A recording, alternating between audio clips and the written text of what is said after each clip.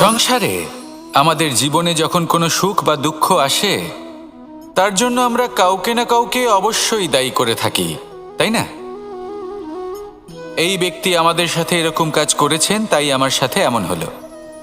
ওই ব্যক্তি যদি এমনটা না করতেন, তাহলে আজ আমি ওই স্থানে পৌঁছতে পারতাম।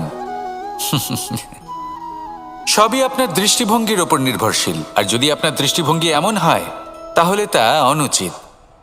সত্যি কথা বলতে, এই সংসারে ভিন্ন ভিন্ন ধরনের মানুষ আছে। এটা আপনার উপর নির্ভর করছে কিভাবে তাদের স্বাগত জানাবেন। একবার ভাবুন, আমি আমার দুটো হাত সামনে নিয়ে এলাম, দুটো মুঠো খুলে দিলাম। দুই প্রকারের মানুষ আসবেন, কিছু না কিছু দিয়ে যাবেন। এই মুঠো যদি আমি বন্ধ করে দিই, তাহলে না কেউ আমাকে কিছু দিতে পারবে, না আমার কিছু যাবে আসবে। নিশ্চয়ই বুঝতে পারছেন এই দুই ধরনের ব্যক্তি কারা এবং তারা কি দিয়ে যান। আমি যদি নিজের মুঠো খুলে দিই, তাহলে কিছু ভালো মানুষ আসবেন, আমাকে আনন্দ, সন্তুষ্টি, জ্ঞান প্রদান করে যাবেন, ভালো অভিজ্ঞতা দিয়ে যাবেন। কোনো খারাপ ব্যক্তি যদি আসেন, তাহলে তিনিও খারাপ অভিজ্ঞতা দেবেন, যার থেকে আমি শিক্ষা লাভ করব। এই সব কিছু আমি লাভ করতে পারি। মুঠো যদি বন্ধ করে রাখি, তাহলে আমি কিছুই পাবো না। দেখুন, এই সংসারে প্রত্যেকের জীবনে এইরকম।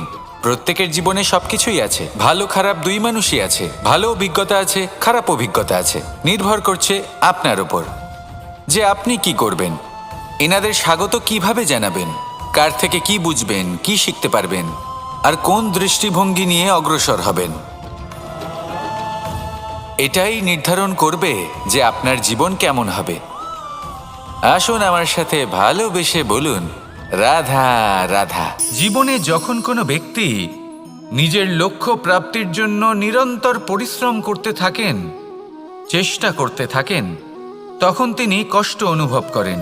কখনো শারীরিক কষ্ট, কখনো মানসিক কষ্ট। এবার উনি এটা ভাবতে থাকেন যে আমি কি উচিত করছি নাকি অনুচিত করছি।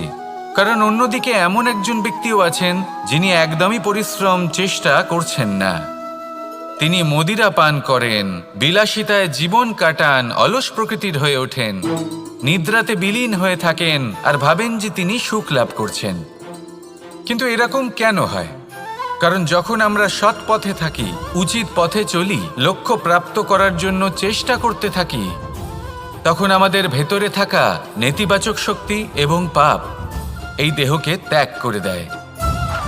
আর এই অনুভূতিটাই আমাদের দুঃখের অনুভূতি দেয়, কষ্ট দেয়।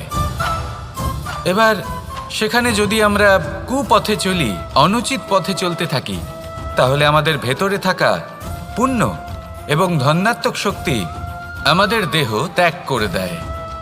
আর এই অনুভূতির কারণেই আমরা সুখ অনুভব করি।